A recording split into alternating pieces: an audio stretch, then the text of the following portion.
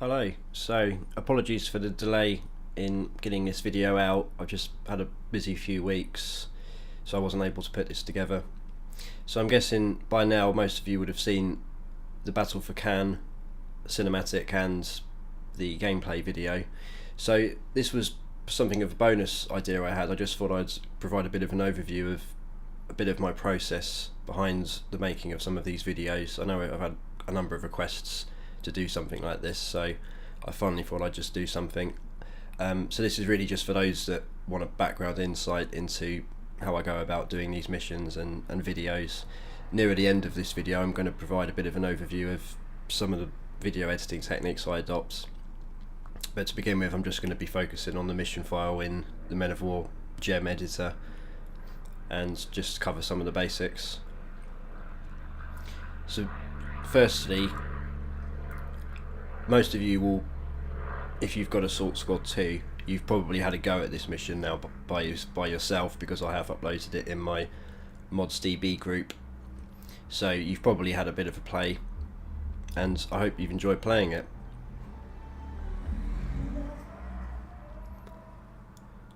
So what I'm going to do is a sound of a few cars going by outside. I've got the window open. It's quite warm today, so you may hear a bit of ambient background noise.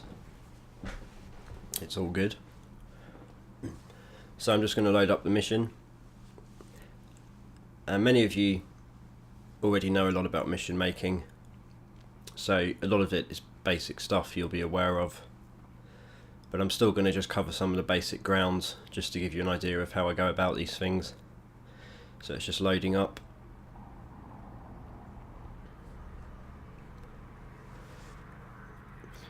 Because it's such a big mission, it takes a while to load in.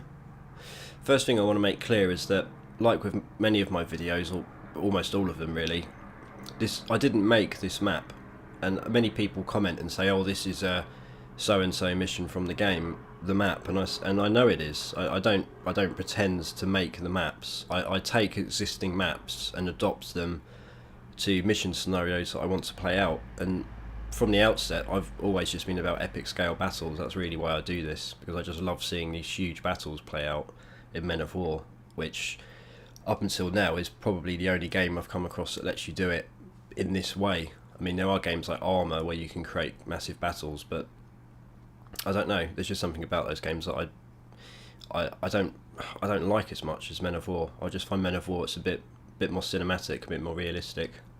So these are the units I created for the British side, and again, it's not all historically accurate. Some of the vehicles aren't quite right, but they're all British vehicles, tanks, Cromwells.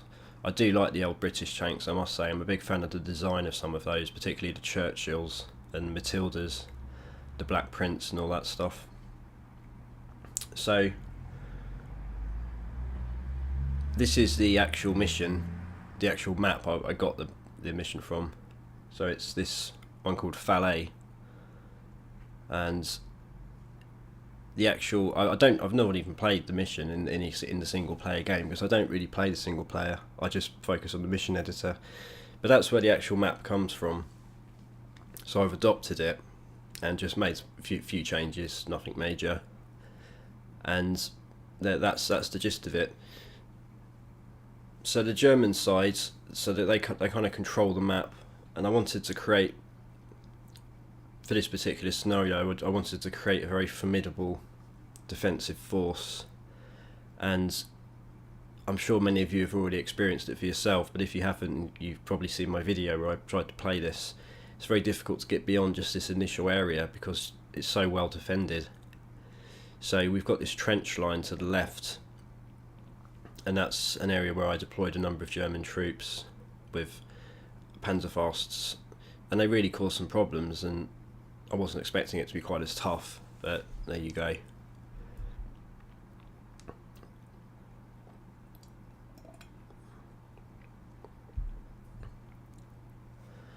So what I'm going to do is just provide a bit of a background overview of some of the scripts and triggers that make up this mission. So first thing is we have a number of entities, and this is all basic stuff that everyone's aware of, I know, but we have this vast army of German troops, and they're all one side, so they're player 2 and I'm player 1, and that's always how you do it.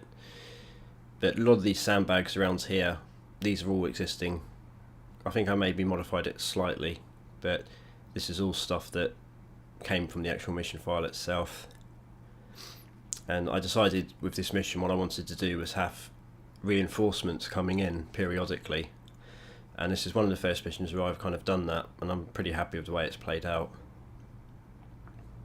So they kind of come in squads with delay triggers, so they're not always going to just turn up straight away. There may be you may have to wait 10 minutes for one to come in, and I've set timers, and I had to playtest that quite a bit because initially the delays were too long, so I'd already mopped up most of the area, and then the reinforcements came in. You kind of want them to come in at the perfect moment where there's still a big fight going on, and they kind of can turn the tables perhaps if they turn up. So as you can see from the map there, we've got a vast horde of all the German troops, and it did take a while to playtest this to get it right. I mean, I think the initial version I did of this was pretty much impossible to do as the Allied forces, so I had to kind of tone it down a bit, but it's still very difficult. So we've got all these units here, and nice to see Assault Squad 2 is now good to go. I mean, I've got various mods, and I've described those in the description, that kind of improve the game. No hit markers, for example. Everything stays permanently, because unless you have that mod, and bodies and tank ruins, they just disappear after a while, which I hate seeing that. So that's a vital mod really for me. Unfortunately they kind of messed up, as I'm sure many are aware. The developers of Assault Squad 2 released a patch a few weeks back that actually broke the game, unfortunately, and made most of the mods unusable, because there were certain changes you had to make in the INI files of the mod descriptions, and many modders didn't realise. So you can find out how to do it, it's quite easy, but you have to go into the mod files in Notepad and just add a single line of code, which sets the minimum and maximum versions allowed for the game, for the mod even, and then that's it. That usually works. I've not tried it in the last week or two. Hopefully they've not patched it again and broken it even more. But unfortunately there's a problem. I mean, Assault Squad 2 is a great game, but the developers tend to do things that really are questionable.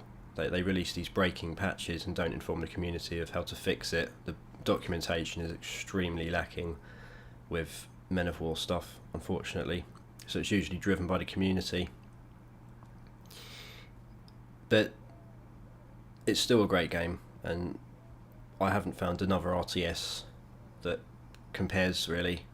I've experimented with many, but I always go back to Men of War, and it's because it is, at its root, it's just such a fantastic game, and that's all that needs to be said really. There are a few bugs. I mean, I noticed with this mission, for example, even though I set the anti-tank field cannons to face south, whenever I reload the mission they're always facing east, which is a bit frustrating, but I don't remember that being a problem in previous Men of War games. I think it's just a little bit of a bug with this. Another bug I encountered was the way AI sometimes flank around the map, so they actually go outside the outskirts of the map, which you don't want, and I never saw that in previous Men of War games. So anyway, let's just venture up the map a bit here. So this is the finalised area of the map, and it takes a long time to reach this point, and it's kind of like the last line of defence. I just wanted to have it so the Germans were kind of mostly in buildings at this point, just holding up in balconies and rooftop positions with MGs and snipers. We've got these Hummels as well, and then all around here we've got the reinforcement pool essentially. So most of these units are triggered. There are a few bugs though. There are kind of units that simply don't work. The script is set and everything is as it should be, but they still don't trigger. So that's why at the end of this mission you'll find that there's still quite a few numbers of German infantry just hanging around here and not moving. It's because the waypoint script hasn't triggered for whatever mysterious reason, but enough of them do work for it to be a good mission, so I was happy with it really. So you get teams of tanks. So I think I have 2 instances of that combination of tank moving in with infantry backing them up. You've got a large pool of infantry that come near the end, and then the kind of killer boss level reinforcement is 5 heavy German tanks, and they really caused me issues when I was playing the mission the other week, where the King Tiger comes along with some Tigers and a Jag Tiger, and they really do cause issues, and particularly if at that point in the battle you've lost lots of your armour, it's very difficult to actually defend and fight off that final wave. And then also you get some infantry with them as well. There you go. So it's 4 tanks, not 5, but formidable German armour that turns up. And yeah, as you can see, lots of infantry that come in as well. So I'm quite happy with the way that's worked. So as you can see from the right hand side of the screen, I'm just kind of scanning through the mission file, but all of these are based on triggers, and the triggers rely on waypoints. So you'd set your waypoint and you create squads, and I've done videos in the past where I've demonstrated how to do this, so it's all stuff that I've shown before, but it's all based around that premise. You have squads that move to waypoints, and the trigger, and this is interesting. So this is a victory condition. So this is an area, a zone as it's known, and I've just called it, I can't remember now, wind trigger or something like that. But basically the logic that you set in this, and the logic that I've set, is that as soon as there is the presence of at least one alive allied entity, i.e. a allied troop, then that triggers a victory. That the presence of that side triggers a victory, and their state has to be alive. If their state's dead, then the trigger doesn't kick in. So that's what causes the victory trigger. So we've got these squads, and then we've got all these other triggers, and as you can see there from the bottom right of the screen, it's all much the same as with previous stuff, but there's a delay, and this is really what drives most of this mission, is trigger delays. So the German reinforcements, and I've given them names like Inf, Infantry 1, Infantry 2, etc. I always do that.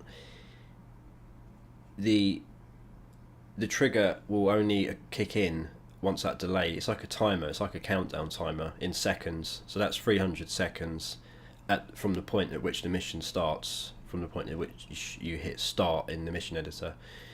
So the countdown, it will kick in, and then that squad will move out and go to the waypoint, and then I've gradually increased the waypoint, the delay times for each successive reinforcement pull from the German side.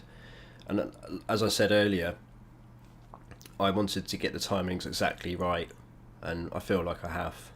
So the entities enter the battle just at the point where they can turn the tide either way. So I mean, obviously the battle plays out differently every time you play it, but generally it seems to work quite nicely. So they're the core components really to the mission: the delays, the victory condition, and the fact everything's centered around squads. There are a few other things. I mean, something that people ask me sometimes is how do you get a squad that's moving to a waypoint to. So what you do when you're moving a squad to a waypoint, if you don't want them to robotically walk there in that kind of weird fashion they do, you set them to move to a zone as opposed to a particular point. So you set the placement radius to zone, and then set the radius value like 5 or 10 for example, and what that does is it means that they space out naturally. So as they're heading towards the waypoint, once they reach the waypoint, they don't just all stand in one tight concealed spot. They are able to spread out if there's combat, and they're able to move around that area, and that's basically how it works. So these are just more examples of, I'm just showing you on screen the values I've set for various triggers. You can pause it to kind of see the exact settings to do various things, but these are all the triggers options that you get.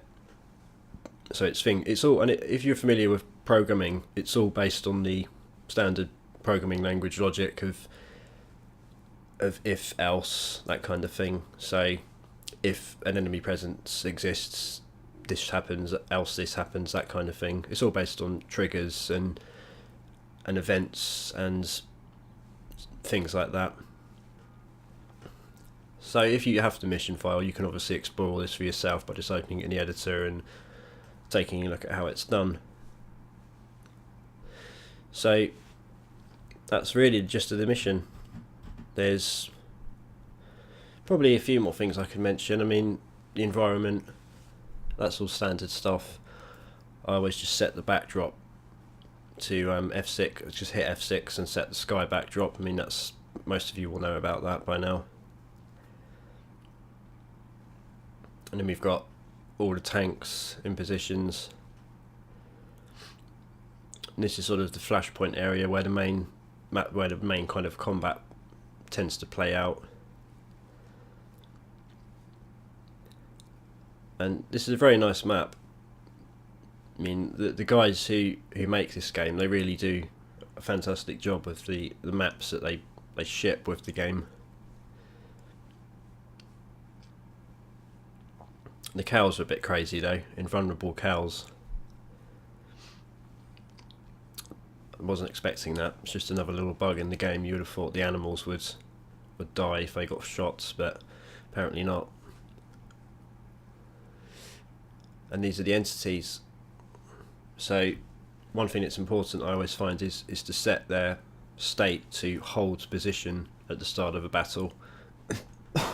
If you don't do that, then as soon as the combat kicks off, every entity on your side will react to the combat and charge at the enemy forces, and they don't have any qualms about running around out of cover.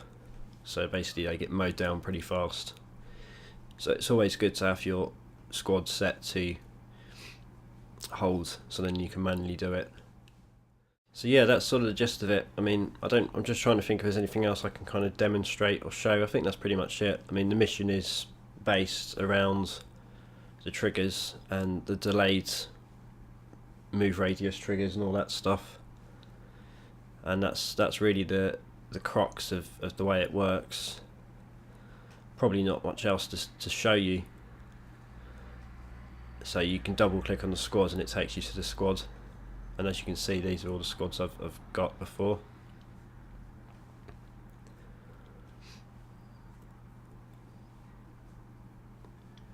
And I think that's the broken squads, that some of these infantry, they just don't move, and I've looked into it and I just think it's a bug with the game.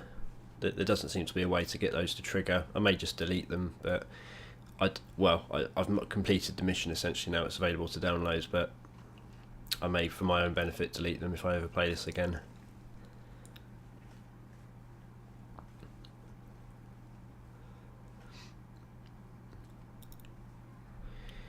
So I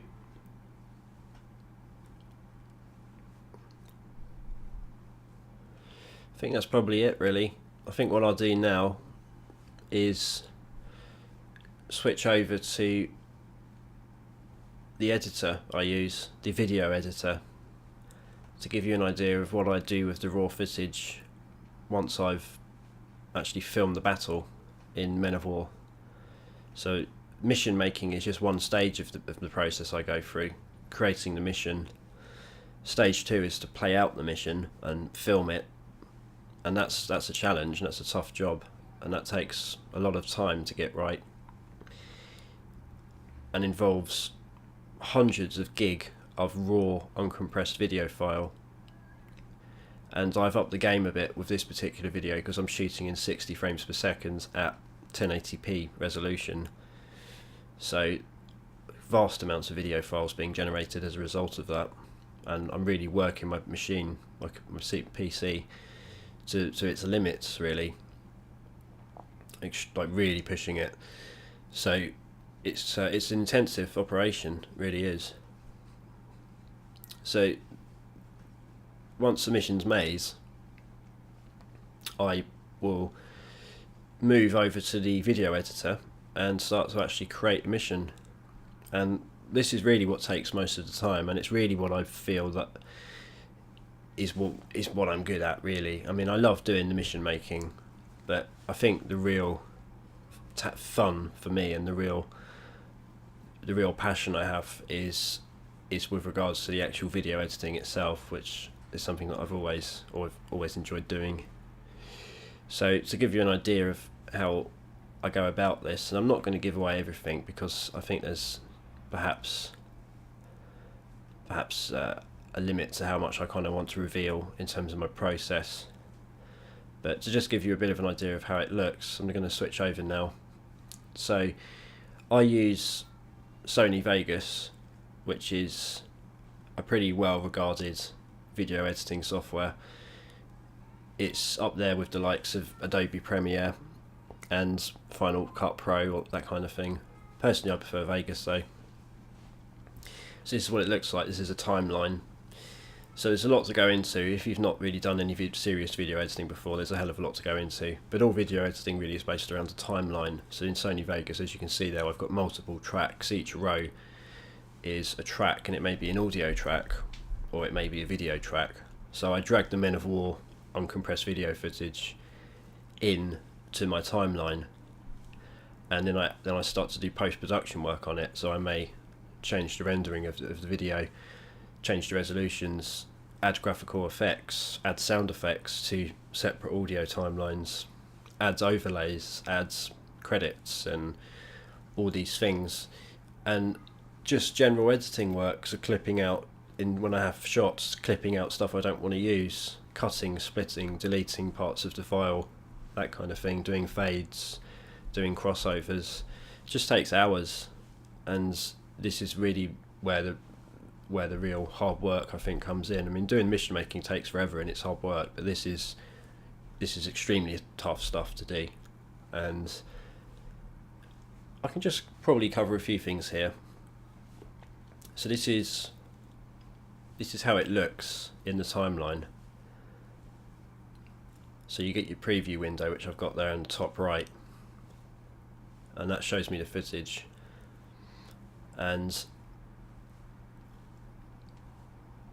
I get my timeline, and people often ask me about sound effects. I mean, I've got a vast library of audio, which I've just accumulated over the years, and it comes from all sorts of sources: films, games, CDs, war CDs, sound effect libraries, that kind of thing.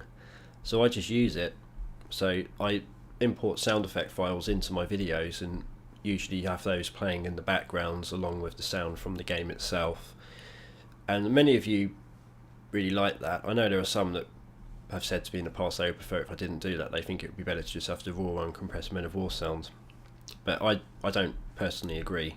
I think giving it the additional sounds usually kind of makes it seem a bit more cinematic and a bit more authentic, and it adds a level of immersion that you don't quite get with just the gaming audio. So that's my opinion. So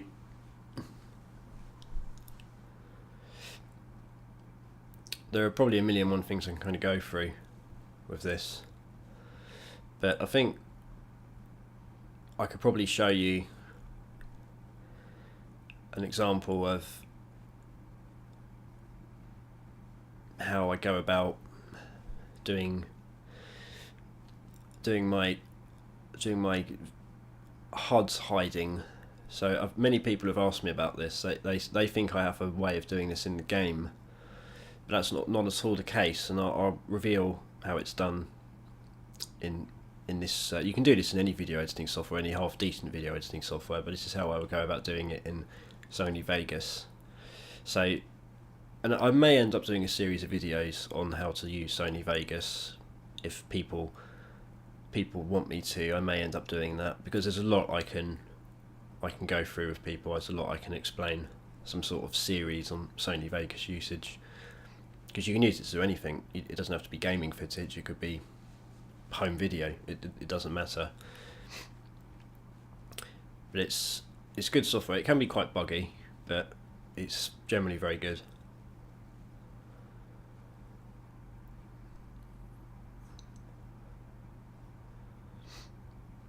So let's just zoom in a bit on this timeline. So as you can see, the timeline gets very complex, very, very complex, and you end up with a very difficult, cluttered timeline. And one of the nicest features of Vegas, and this is how it runs in the editor, you need a powerful machine to be able to run the uncompressed video footage like this in the preview window. I would never want to do video editing on a sort of mid-range machine. And anyway, one of the things I would suggest is very good is a thing called auto ripple. And what that does is, in Sony Vegas, when you're editing, you can turn on auto ripple, which means if you need to go back in your timeline and make a change, that change doesn't mess up everything else in your timeline from that point on, because you could be out of sync very easily if you didn't have auto ripple on. A frame taking out 5 seconds of footage at the start may mean that all of a sudden all your sound effects are out of sync with the rest of the video. So auto ripple deals with that by making sure that it's all seamlessly synchronized all the way up to the end of the video chain, which is a very nice feature. Anyway, let's go back to what I was going to show you. So here we go. So this is called you edit or crop the video. So what I do, as you can see, is I zoom in slightly on the frame, on the source frame, and if I wanted to I could go extreme and zoom all the way in, but obviously that's not a good idea. So what I do is I get it exactly right. So there's the HUD. So there's no magic, there's no secret code that takes it out of the game. I just hide it in my post-processing work. So I zoom in on the frame, and then I get the exact point where I'm happy, which is there, and I save it. And I've even saved it as a preset called MOW there, Men of War. So that means I can set that for every single clip in my timeline, and therefore you don't need to mess around and worry about doing it. Now, as you can see there, with Assault Squad 2 you get this additional bit of text which is a bit annoying, so I've had to adjust my Men of War preset and just move it out slightly. And in terms of real estate, which is what they call it, you do lose a little bit. I mean, obviously I'm losing a little bit of the frame, but it's not enough to cause any real issue, so I'm happy with that. So what I would then do is set that in one clip, copy that clip, select every other clip, and then do paste attributes, which is an option in Vegas. So what that does is that pastes the attributes of the clip that I've copied, not the clip itself, but the attributes of the clip. So in other words, the cuts that I've done there to get rid of the HUD. So once I've done that, once I've done paste event attributes, then every single clip in my timeline no longer has the HUD. So I don't need to manually sit there and go through every single clip. I mean, that would take hours. It would be horrific. Sony Vegas does it for you, so it lets you set it for one clip. So paste event attributes, that's probably my first tip, is use that with Sony Vegas to do fast editing work, and also use auto ripple to prevent a nightmare from occurring, because in the early days of my video editing I had nightmares with some of the stuff that I used to end up screwing up because I didn't know how to use the software properly. But it's a learning experience, you learn this stuff, and it all comes with time. Anyway, I'm gonna leave it there. That was just to give you a bit of an idea of what it looks like in Sony Vegas when I'm doing this stuff. I was quite proud of this particular shot or sequence. This was in the Battle for Caen cinematic video. I just quite liked it without blowing my own trumpet. I just was quite happy with how it looked. It kind of seemed quite cinematic, and I let it fade out there as these troops gallantly try and attack and get mown down by artillery. So anyway, there we go. I hope you've enjoyed that. It was a bit rambly, I know, but I'm just really just giving you a bit of a rough idea and behind the scenes look at the process I go through. There's a number of things I could also go into, but for the purposes of time, it's best not to. Just to give you a bit of a snapshot overview. So, hope you've enjoyed it.